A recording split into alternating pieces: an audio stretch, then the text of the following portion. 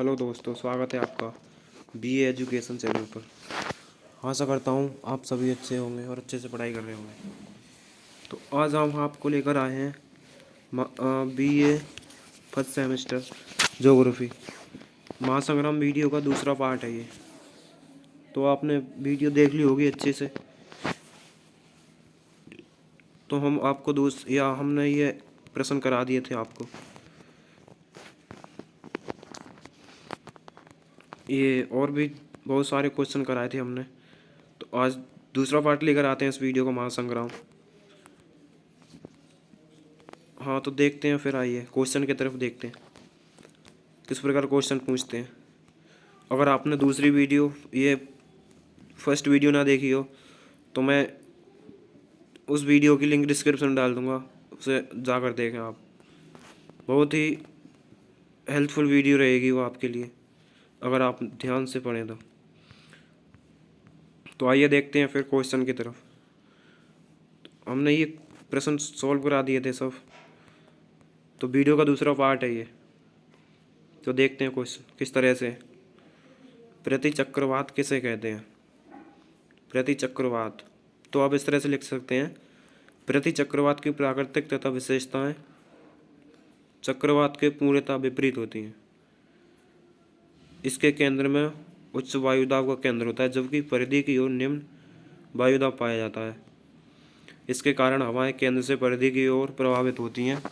भूमध्यरेखीय क्षेत्र में प्रतिचक्रवात का सर्वथा अभाव पाया जाता है, किंतु उपष्णकटिबंधीय उच्च वायुदाब वाले क्षेत्रों में सर्वाधिक प्रतिचक्रवातों की उत्पत्ति होती है। प्रतिचक्रवात में वाताग्र नहीं बनते तथा उनके चक्रवातों के विपरीत मौसम साफ तथा सुहावना रहता है। आकार की दृष्टि से ये गोलाकार या वी आकार के हो सकते हैं। तो अच्छे से एक्सप्लेन कर दिया है मैंने ये, और आपको अच्छे से समझ में आया होगा। तो देखते हैं दूसरा क्वेश्चन। आपसे इस तरह से पूछेगा, महासागरीय लवणता किसे कहते हैं? महासागरीय लवणता किसे कहते हैं? आपसे क्वेश्चन इस प्रकार पूछेगा कि महासागरीय लवणता किसे कहते हैं। तो महासागरीय लवणता के बारे में अनेक विद्वानों ने अपनी अपनी मत दिए हैं। तो आइए उत्तर देखते हैं इसका। प्रो सवेंद्र सिंह का मानना है कि ये बहुत बड़े भूगोलवेता हैं। सवेंद्र जी का मानना है कि सागरीय जल के भार एवं उनमें घुले हुए पदार्थों के भार के अनुपात को सागरीय लवणता कहते हैं। इसी संदर्भ में ओमनी महोदय का कहना है, समुद्री जल में पाए जाने वाले समस्त लवणों के योग को ही लवणता कहते हैं। 1 किलोग्राम सागरीय जल में घुले ठोस पदार्थ की कुल मात्रा को सागरीय लवणता के रूप में व्यक्त करते हैं। समझ लिया आपने? बहुत अच्छे से एक्सप्लेन कर रहा हूँ। तो देखते हैं और क्वेश्चन। अगला क्वेश्चन आपकी स्क्रीन पर है, सागरीय जल के तापमान को स्पष्ट कीजिए। तो आप उत्तर इस तरह से लिख सकते हैं, महासागरीय जल का तापमान सागरीय जल में विद्यमान वनस्पति तथा जीव जगत के लिए सबसे महत्वपूर्ण होता है तथा इसके साथ ही साथ महासागरीय जल का तापमान समीपवर्ती तथा तटवर्ती जलवायु को भी प्रभावित कर देता है। सर्वविदित है कि तापमान तथा ऊर्जा का प्रमुख स्रोत सूर्य होता है। सूर्य के द्वारा ऊर्जा स्थल तथा जल के तापमान को प्रभावित करती है। जल की स्वयं की विशेषताएं दिन की अवधि, स्वयं सूर्य की तिरछी किरणें अथवा पृथ्वी की सूर्य की दूरी तथा जल और वायुमंडल के स्वभाव के कारणों से तापमान का प्रभाव पड़ता है। सागरीय जल में भी स्थल की तरह तापमान का क्षैतिज तथा लंबवत वितरण पाया जाता है। और क्वेश्चन देखते हैं, तरंग किसे कहते हैं? तरंग कितने प्रकार की होती हैं? तरंग निम्नलिखित कई प्रकार की होती हैं। तो आइए उत्तर देखते हैं। पवन के सतत प्रवाह तथा अन्य शक्तियों के कारण सागरीय जल में संचालन या गति उत्पन्न होती है। इन शक्तियों के प्रभाव से ही कभी सागरीय जल आगे बढ़ता है तो कभी पीछे हटता है। जैसे कि माना कि तरंग आ रही है पीछे से, तो उससे मतलब महासागरों का जल आगे बढ़ता है, पीछे हटता है। तो उसी प्रकार तरंगें देखने को मिलती हैं। वह नदी के जल की तरह अपना स्थान नहीं छोड़ता वर्ण सागरीय जल के आगे बढ़ाने तथा पीछे हटाने में सागरीय जल के कण अपने ही स्थान पर वृत्ताकार रूप में संचालन करते हैं। सागरीय जल के क्रमिक रूप से उठते तथा गिरने को तरंग कहते हैं। जैसे कि समुद्र में लहरें आ रही तो ऊपर नीचे उठती हुई, ऊपर नीचे उठती हुई, तो जल कभी आगे होता है कभी पीछे होता है। जैसे कि तरंग उठती है तो जल ऊपर की तरफ उठता है, और जब तरंग नीचे को आती है तो नीचे की तरफ बहाव बनाता है। तो सागर के जल को गिरने ऊपर उठने को ही तरंग कहते हैं। अच्छे समझ में आया होगा, आगे देखते हैं। महासागरीय धाराएं किसे कहते हैं?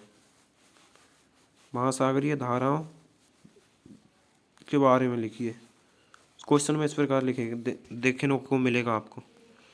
देखते हैं विद्वान ने क्या कहा है। प्रो सवेंद्र सिंह के अनुसार सागरों में जल के एक निश्चित दिशा में प्रभावित होने की गति को धारा कहते हैं। जैसे कि माना कि आपने कोई समुद्र की धारा, तो वो एक तरफ कोई जा रही है, एक तरफ कोई निश्चित दिशा में बह रही है, वो तो निश्चित दिशा में बहते बहते तो उसी कोई गति, धारा कभी तेज होती है कभी धारा कम होती है, जल का प्रभाव, तो उसी को ही हम धारा कहते हैं। यह ठीक उसी प्रकार सागर में प्रभावित होती है जिस प्रकार स्थल पर नदियाँ प्रभावित होती हैं। धाराएं तथा ज्वार भाटा सागरीय जल को गति प्रदान करने में सहायक होते हैं। जैसे कि ज्वार भाटा आता है तो ज्वार भाटा ज़्यादातर धाराओं की तरह आता है, धाराएं लेकर आती हैं ज्वार भाटा को। महासागरीय धाराएं अनेक आर्थिक तथा जलवायु संबंधी लाभ प्रदान करती हैं। धाराओं की गति, आकार तथा दिशा के आधार पर धाराओं के कई रूप होते हैं। धारा समझ में आया होगा आपको। तो अगला क्वेश्चन देखते हैं, भ्रंशन किसे कहते हैं? भ्रंशन की प्रक्रिया बताइए। तो इसका क्वेश्चन उत्तर देखते हैं।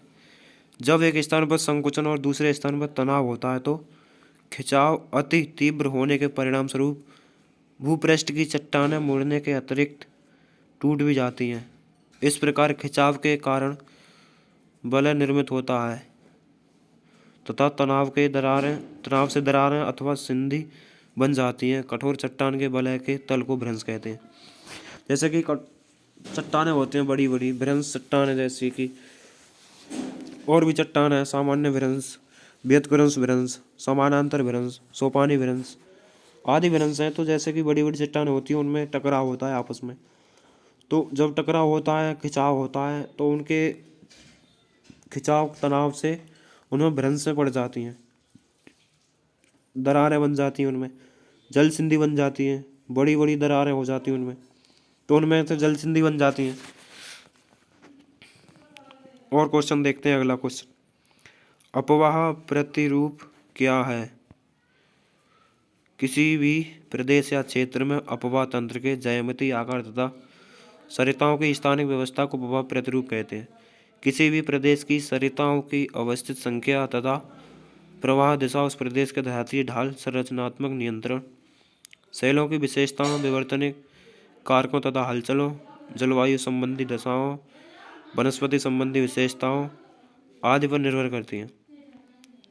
तो थारनरी एक विद्वान है, उनके अनुसार एक परिभाषा लिखी गई है, अपवाह प्रतिरूप से आशय उस विशेष योजना से होता है जिसका निर्माण एक नदी की धाराओं द्वारा सम्मिलित रूप से किया जाता है। प्रो सवेंद्र सिंह ने लिखा है कि किसी भी प्रदेश या क्षेत्र में अपवाह तंत्र के ज्यामितीय आकार तथा सरिताओं की स्थानिक व्यवस्था को ही अपवाह क्षेत्र प्रतिरूप कहते हैं। अच्छे से समझ में आया होगा। अगला क्वेश्चन देखते हैं, चक्रवात क्या है? इसका उत्तर देखते हैं। सामान्य रूप से चक्रवात निम्न वायु दाब का केंद्र होता है। जैसे कि वायु उठती है तो वायु का जो केंद्र होता है वहाँ हल्का दाब होता है, हल्का प्रेशर होता है वहाँ पे, तो जिसके चारों तरफ संकेंद्रीय सम वायु दाब रेखा विकसित होती हैं तथा केंद्र से बाहर की ओर वायु दाब बढ़ता जाता है। परिणाम स्वरूप परिधि से केंद्र की ओर हवाएं चलने लगती हैं। पृथ्वी के घूर्णन के कारण इनकी दशा उत्तरी गोलार्ध में घड़ी की सुई के विपरीत तथा दक्षिणी गोलार्ध में अनुकूल होती है। जलवायु तथा मौसम में चक्रवातों का पर्याप्त महत्व होता है, क्योंकि इनके द्वारा किसी भी स्थान जहाँ पर वे पहुँचते हैं की वर्षा तथा तापमान को प्रभावित करते हैं। चक्रवात एक ऐसी प्रक्रिया है जो कि हमारे भारत में आती है, जून या जुलाई में आते हैं चक्रवात। तो चक्रवात आते हैं तो वो साथ में वर्षा लेके आते हैं, हर तरफ से वो ठंडी समुद्र से उठकर हमारे उत्तर प्रदेश की ओर आते हैं, भारत की ओर समुद्र में से उठकर। तो चक्रवात बारिश कराते हैं। चक्रवात जब आते हैं, मानसून आते हैं, तो चक्रवात तो नहीं कहते हैं, तो वो आते हैं तो बारिश की संभावना होती है उनसे। आइए अगला क्वेश्चन देखते हैं। वर्षा के प्रकारों का नामोल्लेख कीजिए। उत्तर, वर्षा के लिए वायु का संतृप्त होना, संघनित होना आवश्यक होता है। जैसे कि वर्षा होना आवश्यक है। वर्षा के लिए वर्षा किस प्रकार होती है? वर्षा होती है जैसे कि सूर्य की किरणें समुद्र के जल पर पड़ती हैं। तो समुद्र के जल पर पड़ती हैं तो समुद्र का जल का तापमान बढ़ता है और समुद्र का जल भाप बनकर ऊपर उठता है। उसी को संघनन प्रक्रिया कहते हैं। जो ऊपर जाकर जब वो बादल में जाके छोटी छोटी बूंदों का रूप ले लेता है, तो जब संघनन प्रक्रिया होती है तो उसी प्रकार फिर वो वर्षा के रूप में नीचे आता है, फिर बारिश होती है। ओशांक के बाद वायु के ठंडे होने पर संघनन प्रारंभ हो जाता है। वायु ठंडी होने के कारण फिर वहाँ बारिश छोटी छोटी बूंदें के रूप में परिवर्तन हो जाती हैं। वर्षा होने के लिए वायु का ऊपर उठना आवश्यक होता है। तो मैंने बताया कि अभी वायु का ऊपर उठना, समुद्रों की जो भाप उठकर वायु उठती है ऊपर के लिए, तो उसी में वायु की आवश्यकता, वही ऊपर उठकर बादल की ओर चली जाती है। वायु 3 प्रकार से ऊपर उठती है। इस आधार पर वर्षा को निम्न 3 भागों में बांटा गया है। तो नंबर 1 संवहनीय वर्षा, नंबर 2 पर्वतीय वर्षा तथा चक्रवातीय वर्षा। ये और क्वेश्चन देखते हैं अगला। प्लेट टेक्टोनिक क्या है? स्थलीय दृढ़ भूखंडों को प्लेट कहते हैं। जैसे कि बड़े बड़े भूखंड हैं, बड़े बड़े महाभूखंड हैं, तो उनके लिए इन प्लेटों का स्वभाव तथा प्रभाव से ही संबंधित अध्ययन को प्लेट टेक्टोनिक या प्लेट विवर्तनिक कहते हैं। प्लेट विवर्तनिक सिद्धांत की उत्पन्न निम्न 2 तथ्यों के आधार पर हुई है। महाद्वीपीय विस्थापन की संकल्पना तथा महासागरीय तली का प्रसारण। स्थलमंडल को आंतरिक रूप में दृढ़ प्लेटों द्वारा निर्मित माना गया है। क्वेश्चन देखते हैं अगला। भौतिक भूगोल का विषय क्षेत्र क्या है? भौतिक भूगोल का विषय क्षेत्र मुख्यतः भौतिक पर्यावरण एवं परिवेश के तत्वों के विश्लेषण से संबंध रखता है, जिनका प्रत्यक्ष या परोक्ष संबंध विभिन्न प्रकार के भौतिक विज्ञानों से है। इसके विषय क्षेत्र का मूल आधार मानव तथा एवं भौतिक पर्यावरण होता है, जिनके तत्व एक दूसरे को पारस्परिक क्रियाओं द्वारा प्रभावित करते हैं। जैसे कि भौतिक पर्यावरण है, पर्यावरण और मानव में दोनों में अंतर स्पष्ट रहता है, दोनों मिलजुल कर रहते हैं। जैसे कि अगर पर्यावरण में कोई हानि होती है तो वो मनुष्य को पहुंचती है, और जब मनुष्य कोई हानि करता है तो वो पर्यावरण के लिए बहुत ज़्यादा ही गलत प्रभाव डालती है, परिवर्तन होते हैं, परस्पर क्रिया द्वारा प्रभावित रहते हैं। चूँकि ये दोनों तत्व परिवर्तनशील होते हैं, अतएव इनके पारस्परिक संबंधों में परिवर्तन होता रहता है। इसके फलस्वरूप भौतिक भूगोल को कई शाखाओं में विभाजित किया गया है, जिसके विषय क्षेत्र परस्परवादी में संबंधनीय होते हैं। आइए अगला क्वेश्चन देखते हैं। ज्वालामुखी क्या है? ज्वालामुखी कितने प्रकार के होते हैं, कैसे होते हैं, क्या होते हैं, अभी बताएंगे हम सभी आपको। ज्वालामुखी एक प्रकार का छिद्र होता है, विदर छिद्र होता है, जिसका संबंध पृथ्वी के आंतरिक भाग से होता है। जैसे कि ज्वालामुखी के शाब्दिक अर्थ से यह भ्रम होता है कि ज्वालामुखी से आग की लपटें बाहर निकलती हैं। वास्तव में ज्वालामुखी से निकलने वाली ज्वलनशील गैसों के कारण आग की लपटों को भ्रम हो जाता है। कुछ लोग ज्वालामुखी का अभिप्राय ज्वालामुखी से निस्सृत लावा के जमाव से उत्पन्न शंक्वाकार पर्वत से लगाते हैं, किंतु यह गलत है। वास्तव में ज्वालामुखी शंकु या पर्वत तो ज्वालामुखी प्रक्रिया का वर्णन या प्रतिफल होता है। मोकहाउस के अनुसार ज्वालामुखी भूपटल के वे छिद्र हैं जिनमें भूगर्भ का मैग्मा आदि पदार्थ उद्गार में बाहर आते हैं। बारचेस्टर के मत में ज्वालामुखी प्राय एक गोलाकार छिद्र होता है जिससे होकर ज्वालामुखी की लपटें बाहर निकलती हैं, ज्वालामुखी फटता है। अगला क्वेश्चन देख, जैवमंडल क्या है? जैवमंडल रूसी जीव विज्ञान वनाडस्की ने 1919 में जीव मंडल शब्द का प्रथम बार व्यापक स्तर पर प्रयोग किया था। जैवमंडल की प्रमुख विशेषता निम्न प्रकार है। W.G. मूर के अनुसार जीवमंडल शब्द का प्रयोग पृथ्वी के उस भाग के लिए किया जाता है जो कि विभिन्न स्वरूपों का आवास हेटिवा तथा वर्गीकरणों की दृष्टि से 3 भौतिक मंडलों स्थलमंडल, जलमंडल व वायुमंडल के अलावा है। दोस्तों क्वेश्चन आपको अच्छी तरह समझ में आया होगा।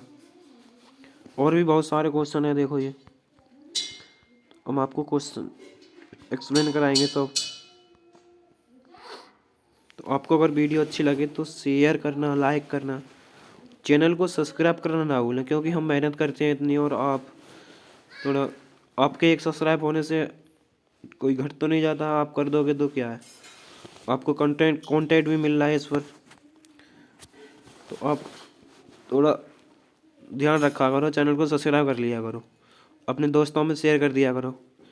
तो पृथ्वी की उत्पत्ति से संबंधित 2 सिद्धांतों के नाम लिखिए। पृथ्वी की उत्पत्ति से संबंधित सिद्धांतों को 2 भागों में बांटा गया है। नंबर 1 तार्किक परिकल्पना, कांट की व्यवसाय परिकल्पना की। नंबर 2 लाप्लास की न्याय का सिद्धांत। दैतारिक परिकल्पना, चैम्बरलेन एवं मोल्टन की ग्राणु परिकल्पना। जेम्स जिन्स एवं जेफरेन की ज्वारीय परिकल्पना। चट्टान किसे कहते हैं? पृथ्वी की सतह निर्माण करने वाली रचना सामग्री को चट्टान कहा जाता है। सामान्य रूप से चट्टान शब्द का प्रयोग किसी कठोर वस्तु के लिए ही किया जाता है, किंतु भूगोल विषय में इनका प्रयोग बालू, कंकड़, मिट्टी तथा ग्रेनाइट आदि के लिए किया जाता है। आर्थर होम्स के अनुसार अधिकांश चट्टानें खनिजों का ही मिश्रित अंश होती हैं, अतः उनमें कई खनिजों का पाया जाना स्वाभाविक होता है। इन खनिजों में रासायनिक तत्वों का योग रहता है। पृथ्वी की चट्टानों में 1 से अधिक खनिजों का मिश्रण पाया जाता है। चट्टानों के प्रकार बताइए। उत्पत्ति एवं संरचना के आधार पर चट्टानें निम्न 3 प्रकार की होती हैं: अग्नीय चट्टानें, अवसादीय चट्टानें, परतदार चट्टान, रूपांतरित चट्टानें। तो दोस्तों वीडियो लंबी हो रही है, तो हम देखते हैं, जल्दी से करते हैं। तक आप क्वेश्चन को पढ़ लो बस एक बार, दूसरी बार में वीडियो कंप्लीट हो जाओगी। दोस्तों वीडियो लंबी हो जाने के कारण हम थोड़ा ऐसे ही करा देंगे आपको। देखो क्वेश्चन सब बहुत ही इम्पोर्टेंट क्वेश्चन है ये। अगर आप एग्ज़ाम से 2-3 बार अगर ये वीडियो देख लोगे एग्ज़ाम से पहले, तो गारंटी के साथ 70 से 80% आप करके आओगे, आपकी टक्कर पर कोई नहीं होगा। देखिए क्वेश्चन, स्क्रीनशॉट ले लो आप, अच्छे से समझ में आया आपको। जलोढ़ पंख, भूषण नीति, बायोम, जियो बायोम, तो हमने आज ही इतने क्वेश्चन एक्सप्लेन करा दिए। और भी बहुत सारे क्वेश्चन हैं। अगर इसकी फर्स्ट वीडियो ना देखी हो तो मैं उसकी लिंक डिस्क्रिप्शन में डाल दूंगा, आप वो वीडियो जाकर देख लें। थैंक यू बच्चों, चैनल को सब्सक्राइब करना ना भूलें। मिलते हैं नेक्स्ट वीडियो में।